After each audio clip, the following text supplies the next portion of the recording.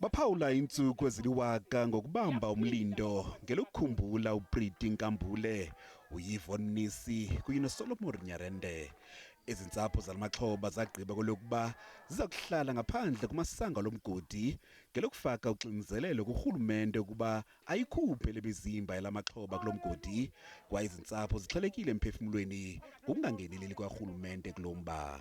Laba bebasebenza yena government bekadla itax lena iphuma kulabantu abethu, bekadla itax le beyiphuma kithi sisasebenza sonke la, but namhla akasasazi, usikhohlwile futhi indzaba yethu akayiteki, uteka tindzaba talamanye amave uyawasita mara thina singabantwana bala eSouth Africa akanandzaba nathi. And then this thing of court issues, they will resolve it after they've retrieved the tree.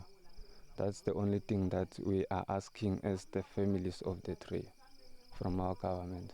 What we are seeing is two companies battling in court, which doesn't help the cause. Our brother and sisters are still trapped underground.